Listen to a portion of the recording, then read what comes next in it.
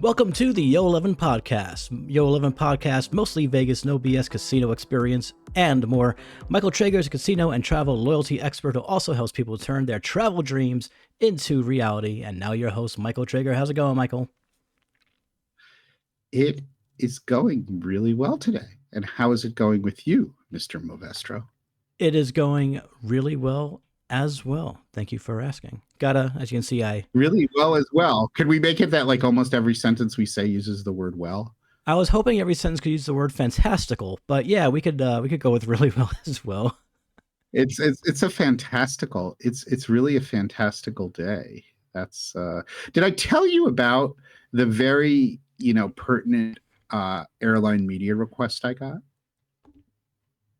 Which one? You get pertinent airline media? Oh, yes, you did. Yes, you did. Yeah, yes. And it is a topic very near and dear to, the world, the entire world is just curious about that. And that is like airline meals and French fries on board.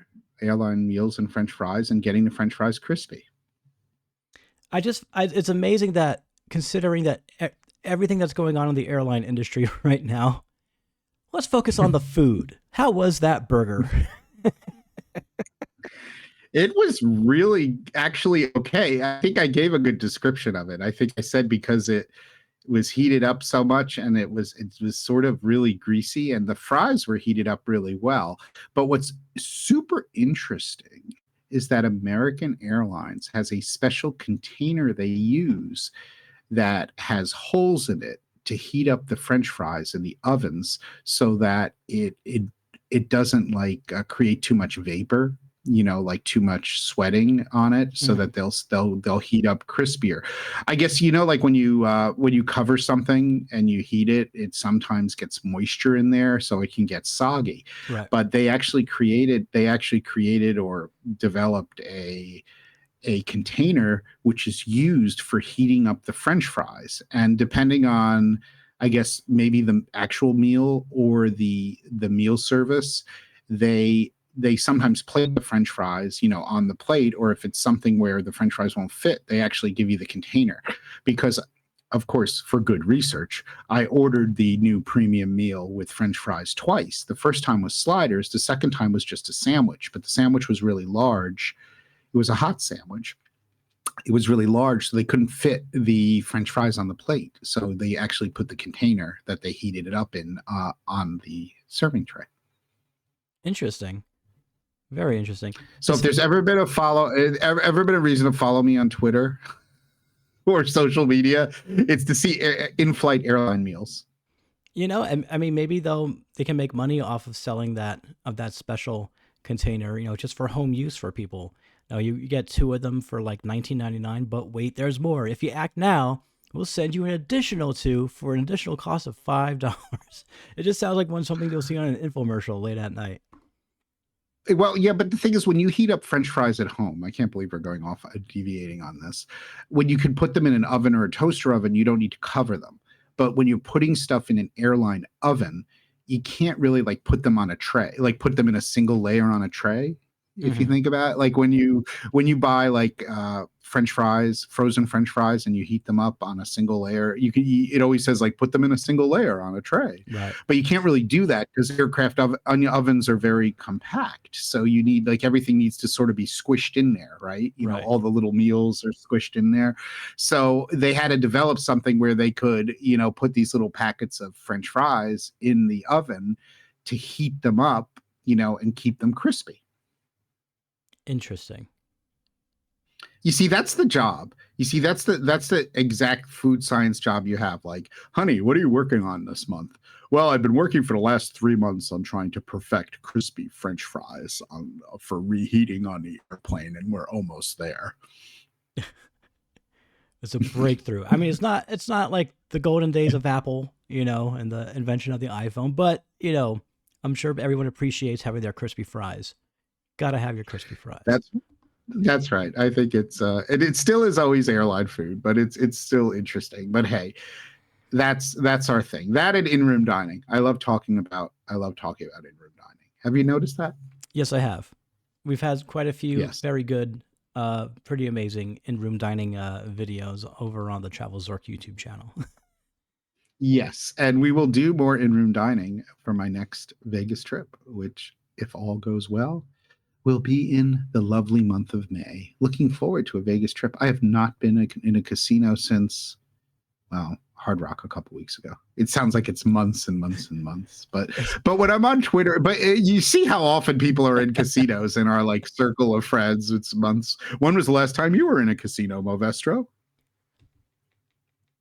not long ago, but I was walking through the casino. Oh, actually, I hung out with Pennies for Vegas. So yeah, downtown. So we hit up like two or three different casinos. So that was also 2 weeks ago, actually.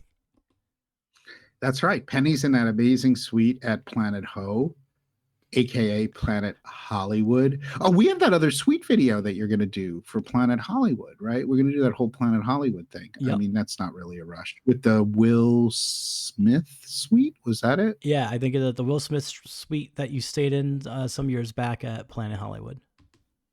Yeah, so that's sort of cool. And also Penny's et al had uh they had a hand pay, I think, on like a really good hand pay on like not on a significant bet, like one of those really good hand pays. Good on them. It mustn't. That's right. I doubt he was playing Texas T. I know he loves playing Texas T. I doubt it was a. It's. I don't think there's such a thing as a significant hand pay on Texas T. But I wonder what he was playing. Is I'll have there to is watch the video. well, you know, significant is in the eye of the beholder. That is true. Yeah.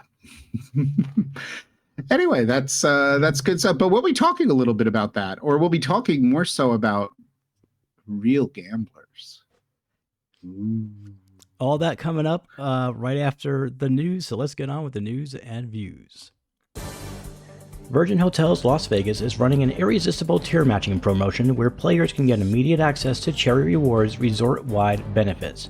Customers who show their current Players Club card will be instantly matched to an advanced Cherry Rewards tier, allowing players to immediately enjoy their premium perks. Members then have a full 90 days to play and maintain their elevated Cherry Rewards tier well into the second half of 2026. That's right, the second half of 2026. Players are eligible for tier matching now through September 1st. The 5 levels of Cherry Rewards are as follows. Hello, which allows early show ticket access, birthday offers, comp resort fees, and reward points on gaming and dining.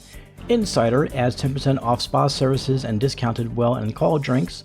Exclusive unlocks comps across the resort, including hotel stays and meals, early check-in, late checkout, VIP parking, and more. VIP members enjoy room upgrades, quarterly pool cabanas, dedicated casino hosts, and priority reservations. All access is reserved slots, tables, 3 comp nights per month, gift shop discounts, and expedited valet service. And that's going to do it for the news. And now for the views. Michael, what are your thoughts? I don't know. I think you have all the thoughts about this. I mean, you popped my cherry with regard to Cherry Rewards. I had to say that. Yeah, the cherry jokes are hard to avoid with this, absolutely. But yeah, it's 5 different levels. It seems pretty decent. I'm not the loyalty and points guy at all because I don't go to Virgin, and so I'm never going to use it. But it seems decent. What I liked about it though was that if you do this, your rewards are extended through next year, which most loyalty programs end at the end of the year, but they're extending it through whatever you earn through the middle of next year or something. So that's sort of a game changer, I think. Yeah, that is interesting. Maybe they have one of those weird years. You know how certain casino programs have years that don't end. Remember MGM Rewards M Life or whatever it was called before M Life. You probably remember. They used to have a year that ended in like October, didn't they? I do not recall. They did. I swear they did. They did. And a few casinos like Mohegan Sun had a Mohegan and Foxwoods do like a half year qualification. So you have to qualify twice. You know, I think a few casinos still do that. I like the situation where you qualify and you get your status from January to December. I just think is a lot easier on the brain to do it that way. But the difference, so their first status level is called hello. Yes. Is it me you're looking for? And one of them is called Insider. Hello, Insider Exclusive VIP. And all access. So this is sort of interesting, and they're doing a tier match. But didn't you say something like they said like if you're not into tier matches or something that they were doing what they were promoting it? I don't remember. I haven't. I admit that you have been very keyed into the cherry, so which I appreciate because I have not been paying much attention to it. Well, I'm sure that's why they came up with the term Insider as one of those levels. But I did say in the article that I wrote about this that if you're not into tier matching, see this article by Justin Vacula, and it was about the real gambler conundrum. Oh, that was it. Yeah, VIP. Let's see. Members enjoy room upgrades, quarterly pool cabanas, dedicated casino hosts, and priority reservation, all access. Actually, that's really interesting on the all access. Reserve slots and tables. I wonder if that means reserve slots and tables, that they reserve a seat or a spot for you at a table, or are they trying to say that they'll reserve the whole table? It's probably a seat or a spot. Reserved tables are quite common for players who are big table game players. They will often get reserved sections or like half the craps table or something like that. What's interesting about reserved slots is a lot of casinos will do that for big players because of their superstitions. Like they've been playing the slot machine for 3 hours, pumping in tons of money, and now they want to do a dinner break, and they're superstitious that someone else is going to play their machine and maybe win the random jackpot. So I've seen that before. So they usually put the machines in what kind of state did they put the machines in? It's like a standby kind of state or something like that. Yeah, it's there's like a standby mode where they'll go into the key and they'll turn it and they'll take it. Basically, they just put the out of service thing up there, and so that no one plays it, and then they flip the key and it goes back into service, and they can just keep playing. All it basically ensures that no one else plays the machine while you're gone. Yeah, that's cool. What's interesting what they're doing with all access too is they're codifying. That's my term that I like to use for when they like put something in writing. 3 comp nights per month. And if you'll recall, other companies like Caesars used to do that with like 7 stars, where you were always guaranteed a room as a 7-star based on status. I know there were some other particulars. Someone will correct me about that. Gift shop discounts, that's interesting. Expedited valet. You see, things like expedited valet, these kind of things are the smartest thing that you can do with a loyalty program that doesn't really cost you much money. It's providing a benefit where you're not, it doesn't really cost you money. And I always think of, I have to give credit to Caesars, because Caesars, I think, was the first one that came up with ideas like the priority taxi line and things like that when you were diamond. So basically you got to, and if you think about it, like what does it cost a property to put up a sign and say, if you're diamond or 7 stars, stand here and you get the taxi first?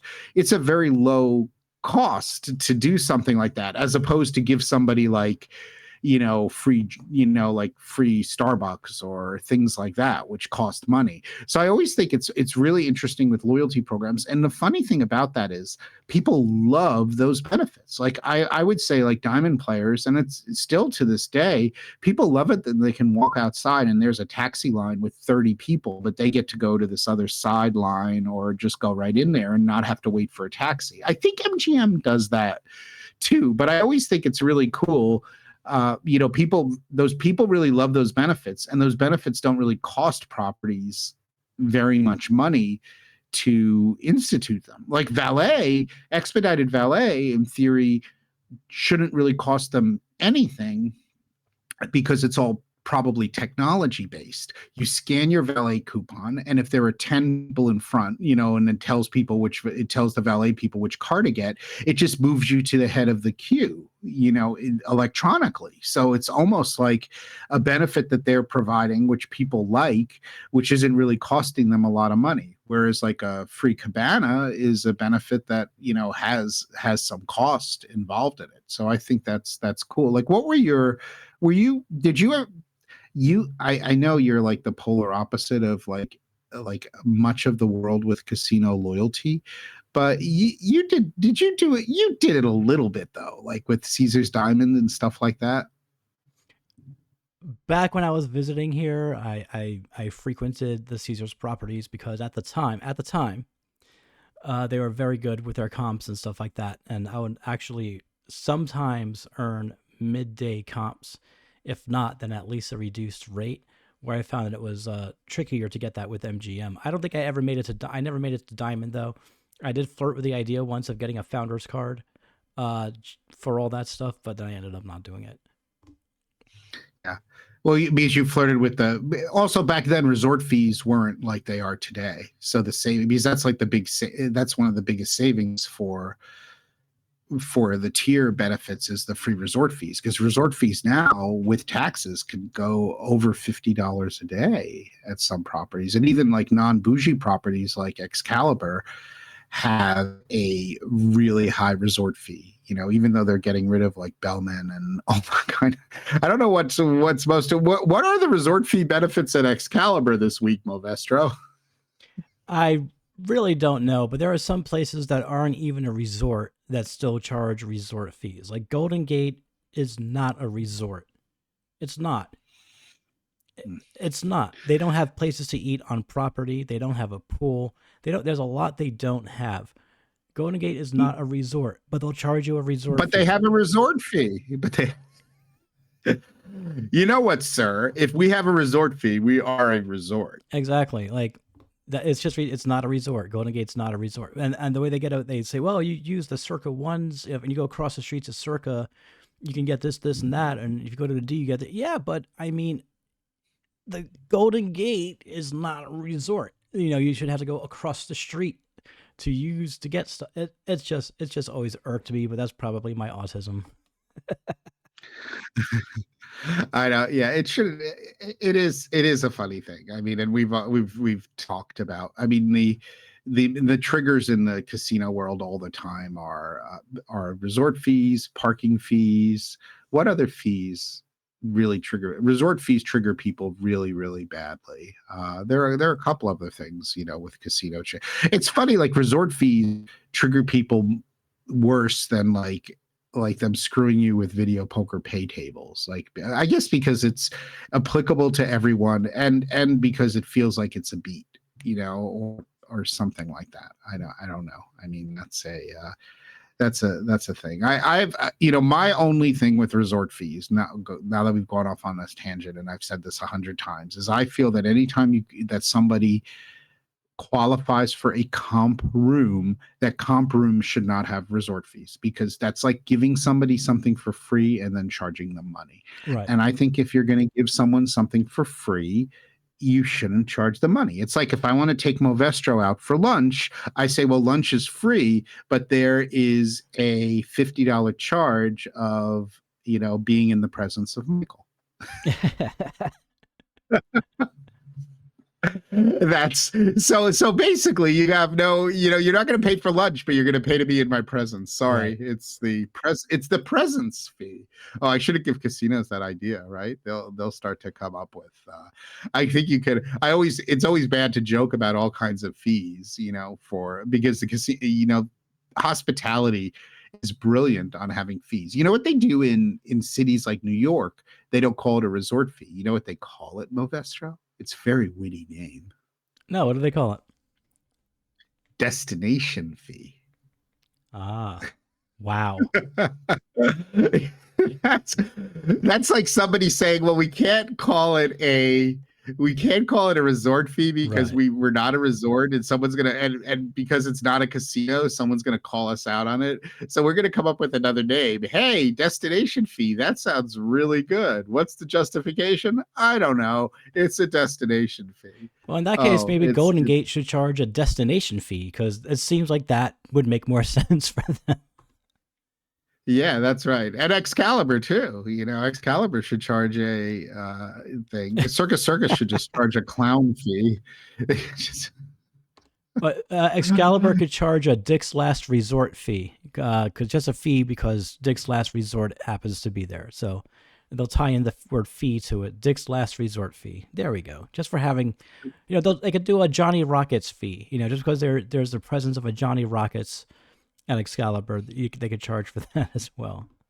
But you know what? The world is so filled with like ridiculous fees. It's like when you do an Uber Eats order, right? All of those fees that they add on to Uber Eats and stuff is just absolutely phenomenally crazy. A Like all of the $5 milkshake shouldn't cost me $17 on Uber Eats. Not that I should be having milkshakes, but still, like when you add in all their fees, and then of course I always tip $5 for everything, and it's just like $17. that is very Like, nice of you. You are a I think I overtip. I think I overtip a little bit too, but I feel bad because I feel like in situations like, especially in situations like Uber or any of those kind of gig things that people are doing, I think the platforms screw the people who work for them so oh badly that yeah, you feel like you have to. See, that isn't a that doesn't. I know, like, oh, that's the other thing that triggers people is tipping. That doesn't bother me so much because I feel that I'm just sort of mad at the platforms for taking such a large, chunk. It's like, hey, we're the platform. We get 90% and we pay you 10%. yeah, yeah. That's so I sort of feel the tip is like so important for those people, and especially tipping your dealers and cocktail waitresses, also very important. But good stuff. And But anyway, bartenders. talking of and bartenders, yes, and massage therapists. Oh, I don't got one of those, but that's probably not a I bad don't idea. got one. And also the person who does your manicures, all your hair salon people. There you go. I always tip There you the barbers and stuff like that. You tipped the barber. I like the barber. Anyway, moving on to gambling. I think we have an interesting tease today. All right, let's get on with the teas.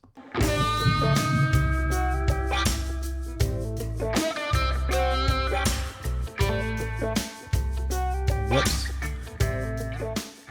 Well, I hit the wrong button, but they heard the music. Take it away, Michael. Okay, and I can't see it on my. You know what? I forgot to.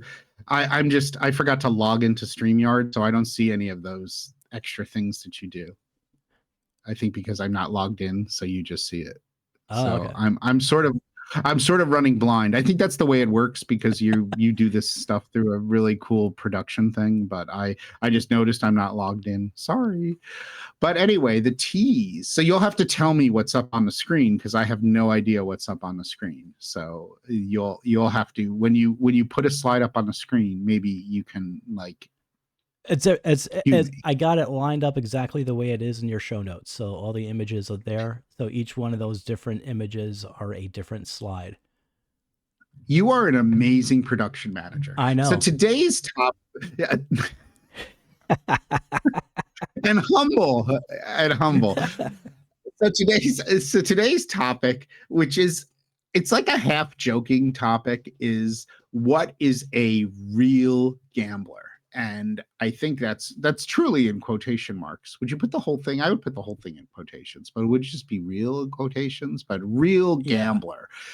And I came up with this because I don't know, I saw someone referring to real gamblers. And I threw up a tweet that said, "What is a real gambler?" And I said, setting aside, I consider a real gambler as someone willing to chance an American Airlines SWU, which is a system wide upgrade for business class, clearing for a 9+ hour flight uh, minutes before departure in the realm of slots, dice, tiles, and cards. What is a real gambler.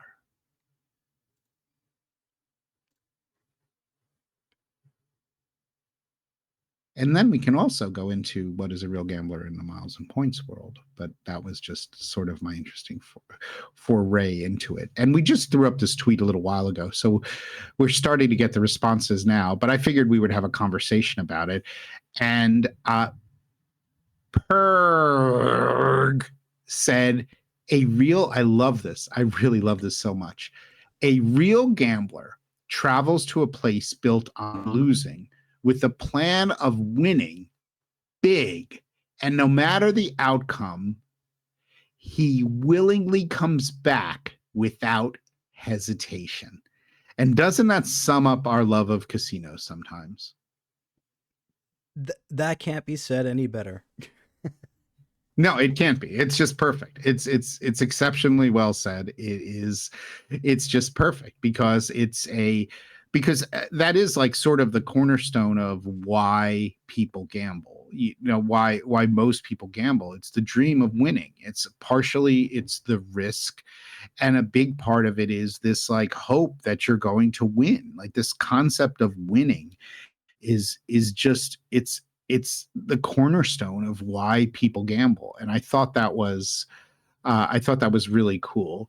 And I Fly Places came up with a funny one where he said, according to Facebook groups I'm in, real gamblers are the schmucks who think they're better because they earn tier status without any sort of multipliers or bonuses. And that's also a very controversial thing. And for some reason, and I don't really follow a lot of these Caesars groups, people are very triggered by the fact that there are a lot of people who earn status from tier multipliers. This is what we've been hearing a lot more about lately, because it used to just be the tier matching, but there isn't as much tier matching going on, or like status granting. So things like Founders Card, which used to give you Caesar's Diamond status. People used to get really upset about that. And now, as we discussed, Founders Card now has a process with Win to give you platinum status, but you don't get the benefits unless you stay 2 times. And it's nowhere near as valuable as Caesar's Diamond status was. And I think we get into this whole kind of thing, you know, a little bit like Real Gambler on the loyalty side of it is like, are you a real Caesar's Diamond? Are you real? You know, are you a real Caesar's Diamond or a real Caesar's Diamond Plus, or are you a fake Caesar's Diamond? Because and when people talk about that, they're talking about the fact like I earned it organically, the traditional way. I earned my tier points without any multipliers. I earned my status without matching. So that's where people get into that, like whether you're pure or not. And you and I have discussed that a little bit before, and it's a little bit, I think it's a little bit comical when people are trying to actually argue with each other that they're like the more pure diamond or status level. Don't you think? I mean, that's like it's sort of crazy. Yeah, yeah. It makes no sense for people to sort of dump on people who are using tier multipliers and tier matching. It's you know it's like when they use the word a real gambler does this. I think they feel like they mean a true gambler and not a real one. There's no such thing as a fake gambler. You know, if you decide to go shopping uh, only on days where they aren't having any sales, does that make you a real shopper? Or you know, or something? That doesn't. It's a thing. Back in the day when automatic transmissions came out, it was the same thing. Real drivers only drive stick shifts, you know, stuff like that. People are complex. I'll put it that way.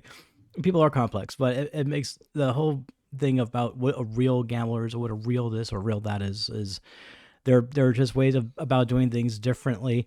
I, for one, am on the side of people who find ways to multiply their points, multiply their, you know, use the tier multipliers, do tier matching, and get, you know, as many of the benefits as possible. Why not? If it's available to you, it's a tool that you can use, and if others decide to use those tools and you don't, that doesn't make them any less advantageous in the casino and loyalty points game than anyone else. Just my 2 cents. Well, I think the differentiation sometimes is, we're the players. So what we're looking to do is optimize. We should be looking to optimize our situation. And I think sometimes people get caught up in like they're so like in love with their casino, or so like I'm real because I spend, the spend more money kind of thing, which is like obviously, more coin in, more hours at the tables. Like they're real because of because of that. Like they're like the better customer. I think it's sort of like it also like parses itself into the situation where, like, say you have an unusually strong gambling day. Say it's a day in which you got really lucky, you won a jackpot, and maybe you put away half of that jackpot, but you decided to keep gambling, and things were going well, and you played way more than you used to, and then you would regularly play. And then you come back, you get these great offers from the casino, which are outsized offers because they're based on this much more significant play, which is not your norm, right? And then there would be some people who say, well, I'm going to come back and I'm just going to play at my normal level. They've offered me the free rooms, they've offered me the comps. I'm not going to get myself crazy. But there are other people who say, well, no, if you're coming and using an offer or doing this, or my host booked this, I've got to keep playing, or I've got to play this much, because you're just taking. It's awful weird to me when people say you're just taking advantage of the loyalty program or the casino. It's like, wait a second. So you're saying that I'm taking advantage of a business that's built on the fact that they're trying to extract money from me. So a casino has one goal: to extract your money, and that's what the casino's goal is. So there are people who are saying that they're better customers, or they're more loyal because they're willing to, like, just, they don't care, they're going to give the casino more of their money. That seems like sort of counterintuitive. I mean, it's just sort of weird. It's just sort of weird to me, and it's like I remember a casino executive years ago. And it probably is an amalgamation, or combination is a better word, of like a bunch of casino executives. But one used to say, we're okay if it finally gets to the point where the marker checks bounce. And that's because I know at that point I've tapped this person out. I've gotten as much as I can get from them. And that's what their job is, right? Their job is to get you to gamble. I mean, a casino's job is to get you to gamble more, get you to play more. Why do they want you to gamble more and play more? Because it's because they like good looking people like Movestro around the casino? No, it's because, I mean, that could be a side element, but the reason why is because they want your money. They want you to lose. And remember, a casino always looks at the situation is that the longer you play and the more you play, the more likely you are going to, the house is going to take over and you're going to give back money, or you're going to lose, because basically the odds are in the favor of the casino. We all know this.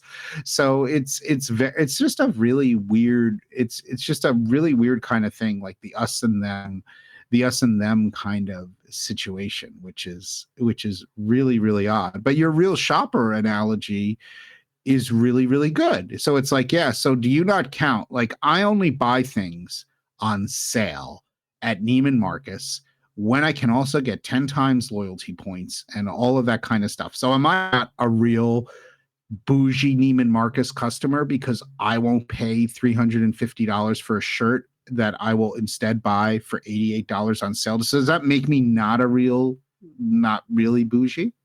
Well, according to some of the schmucks on Facebook, I'm just quoting the tweet, that might make you not real bougie. That might make you fake bougie. So I'm fake bougie. Yes, so I'm fake. I'm fake. This is worse than being a fake gambler. Not being a real gambler is being fake. Is being fake bougie. The other side of it too, which is funny, is when you talk about gambling, you talk about risk. So obviously that could be an interesting thing. Like someone could look at the fact, are you a true gambler or are you a real gambler if you're not risking money that can impact your life?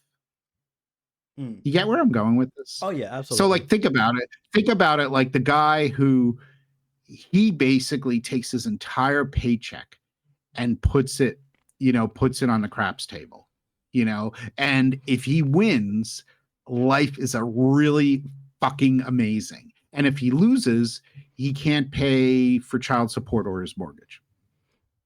Yeah, I wouldn't say that makes him a real gambler. I'd say that would make him real reckless. There might be a Real problem reckless. there. That's right. Yeah. Yeah, but there are some people that that do that when you have that whole talk about relative. Like, somebody's $50 loss is huge to them. Somebody else's $50,000 loss is irrelevant to them, depending on their circumstance. So I think this whole real gambler thing is sort of silly. My personal opinion, I mean, we're all gamblers. We should all gamble the way that we want to gamble. I think it is okay to critique gambling, Mm-hmm. but critique with kindness. Right. And I think that's part of it. People have said that to me before. It's hard. I mean, I think it's especially with social media, it's tough. Like it's really, really, really, really hard for me to look at somebody who shows an image of 4 aces on a video poker, on a video poker game that's an aces game, or shows a royal flush and they're only playing 2 coins. I mean, the royal flush is a great example, right? Like hitting, like, oh my God, look at this. I'm on a $1 machine playing 1 coin, $1, and I hit a royal flush. Isn't this awesome? I hit a royal flush. It's like, that's painful for me to watch. To look at, right? I mean, I would be overjoyed because what would that be? $1,000, right? No, 4,000. $1. It's like 2. No, 4,000 is a full coin. $5. If $5, a dollar denomination, single line, $5 a spin is a $4,000 royal. 4 coins would be 1,000, I think. So it's What? I'd still be happy with $1,000. I mean, damn. I mean, prices are high out here, bro. Well, anyway, I'm not. Now we're like, oh my God, we should have these pay tables up. We're going to be critiqued on our. But anyway, yeah. you get a huge advantage with the royal flush because you're going to get $4,000, which is really good for a $5 bet. Unless you played a nickel. If you played nickels, then you're kind of.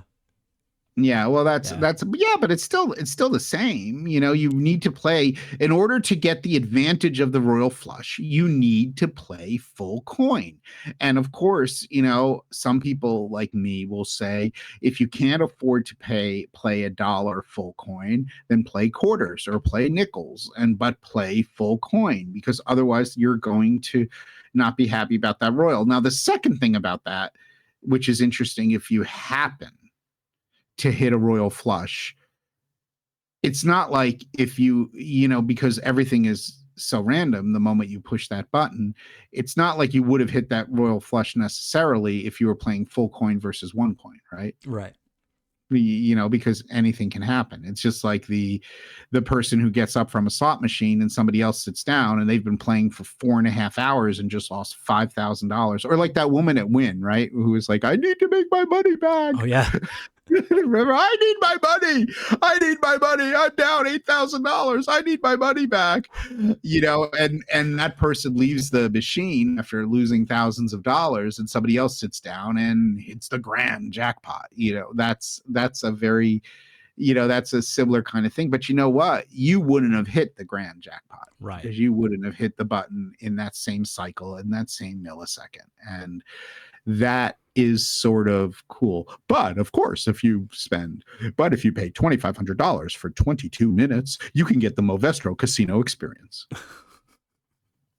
And Movestro will show you how to play slots and how to use discipline when playing slots. Well, and that's actually, if we want to go into that kind of thing, it is discipline and money management is very important. And talking about the real gamblers are real and fake. There used to be an argument which doesn't come up very much, but it came back in the John Patrick days. A lot of guys who were gambling authors and stuff, that they talked a lot about money management. Well, money management doesn't change the strategy or the odds of a game, right? I mean, the strategy and the odds are the same. So, like you playing a slot machine and me playing a slot machine, if your money management is when you hit a jackpot that you immediately take half of that jackpot, put it in your pocket, and won't touch it, that's not changing the odds of the machine. That's just being a smart gambler, right? A smart real gambler. Right. But it doesn't change it. But there used to be people who would be like, oh, their strategies are just money management. They're not like talking about how to really get the house edge, like with card counting or something like that. They're talking about money management. But you know what? I think money management is important. I think you should know and understand the odds of a game, but I also think having good money management is really, really important, because you know what? You could be playing the best game in the world and have an incredible afternoon of a winning session, and everything is going amazing. And then you know what? You give all that money back to the casino, and then you leave a loser, even though you were up $10,000 2 hours earlier. Does that make you more real? No, it sort of makes you an idiot, right? Indeed.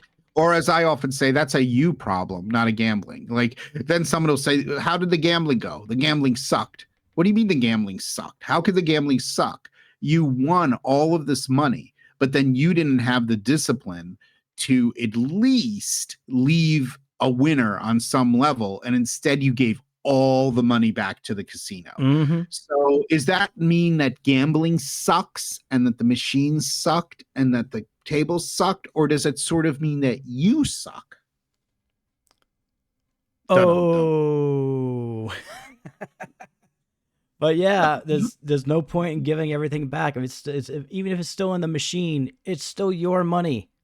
You won money. It's yours just because it has. Well, that's the other one. I'm playing with the house's money. Yep. Oh man. Wait. What do you mean you're playing with the house's money? So like literally they have you like handcuffed here. Like you can't like leave with the money. That's a very like that's a very interesting notion sometimes. Yeah. And all of those kind of things, with discipline, it's just like people say, well, it was only free play.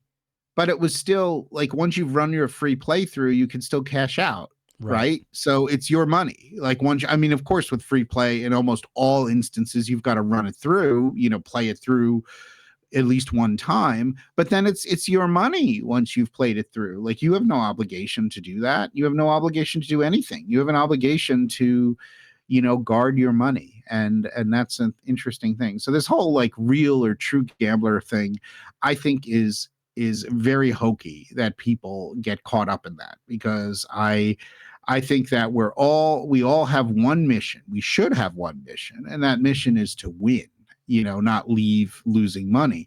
So if that's what our mission is, if people are looking to optimize that, no matter how they're looking to optimize it, either if they're looking to optimize it through advantage play, if they're looking to optimize it through money management, if they're looking to optimize it with regulating how much they play, during a trip, I don't see any of that as bad. And I don't think, you should define people as good or bad, but it's a very interesting conversation and an interesting topic, which people seem to have, are quite divided on. And I'm not really sure why they're divided on that. But anyway, that's what I got for you. Any other thoughts on that, Movestro? Like, are you a real true gambler?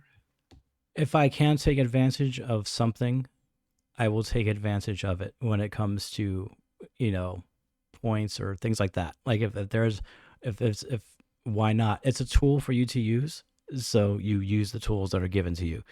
It's like if you're doing construction and you don't have tools, you're gonna be it'll take you a lot longer to get things done. I don't see what the problem is. I don't know why it's such a big deal online, but it is. You don't know, it is. It's funny how it's there. And that's, I mean, as long as you're doing something that's legal, right? As long as you're not like cheating or, doing something which is not, like true cheating, like pass posting or doing something that, is clearly illegal. I think we should take advantage of every benefit that we possibly can within the realm that it doesn't drive us absolutely insane. Because obviously some loyalty stuff can drive us absolutely insane. So I think you need to do what makes you happy. Some people are really happy tracking all their play and really being disciplined about all of those things. I think you just need to find a happy balance that makes you happy.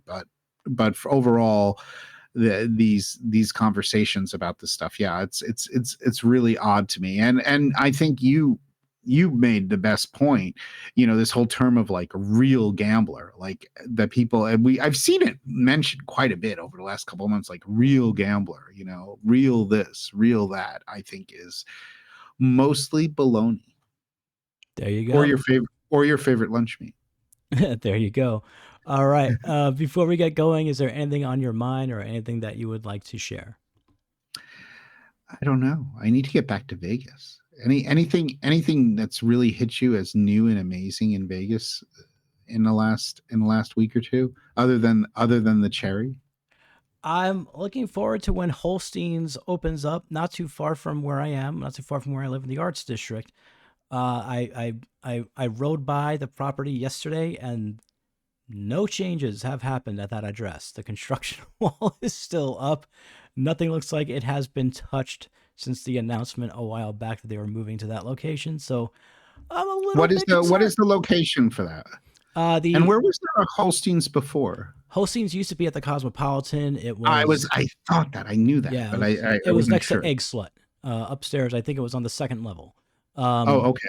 and it got replaced with a different concept, but the Holstein's folks, they were moving to a location out here, which is cool because on Main Street over in the Arts District, there's a lot of eateries. There's Esther's Kitchen, Rebar. There's so many things. So a lot of things that, you know, a lot of things end up moving out there. So it's like if you miss something from the strip, you'll probably find it on Main Street. And I went. It's 12, I believe, 1219 Main Street, and I rode by yesterday. It's right next to this pizza place. I forget the name of it, but it's popular. It's just the name escapes me right now. Good Pie. It's right next to Good Pie, right across from Rebar, Is that and the opposite of evil pie? I guess, and like, um, there's nothing has happened in that spot yet. Not a thing. This Nothing looks like Can it's you happening. expand on one thing? Because Danny Vegas introvert was telling me that he is shocked that I've not been to Esther's Kitchen. What's the deal with Esther's Kitchen? Because I don't, I never looked in, because you mentioned Esther's Kitchen and I haven't been there before. What is the deal with Esther's Kitchen? Um, it's basically an Italian restaurant. It's decent. I would say it's decent. Um, it did. I went once with Hog and Two Cent. It really didn't jump out to me. I thought the meatballs were okay. I thought they were all right, but Hog definitely was like, yeah, he's had better at other places out here. Um, it's decent. I don't know. I was expecting it to be a bit better than it was. I was just like, oh, this. I mean, it. Ah, But is it mostly Italian, like family style yeah, Italian? yeah. It's mostly Italian. Think Olive Garden, but maybe a bit better than that, but like not as good as like a Lombardi's or something like that, Or Sinatra? or Sinatra. Yeah, probably. So it's all right. I mean, Wait, did I mention Win?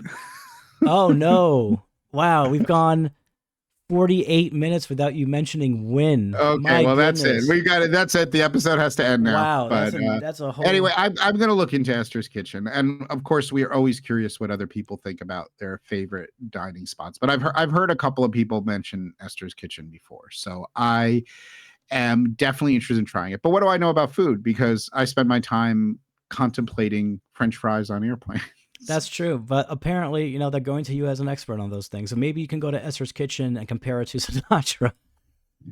Well, I don't know. That gets you in trouble. I don't want to be a food critic. Anyway, that's all I got for you. That's the story, and this has been fun. And we definitely want to hear about people's interesting experiences with this whole concept of real gambler, and what are the things that irk you. We want to know what bothers you, so let us know in the comments would be preferable, so we can reply to the comments, and that can make life really happy and make the YouTube algorithm even happier. There you go. All right. Well, that's going to do it for this episode. Luxury travel booking, travelzork.travel. Visit us at travelzork.travel to plan your next amazing vacation, not just to Las Vegas, but anywhere in the world. And be sure to join the conversation. You can find us easily as all social platforms are at TravelZork. We'll see you next time.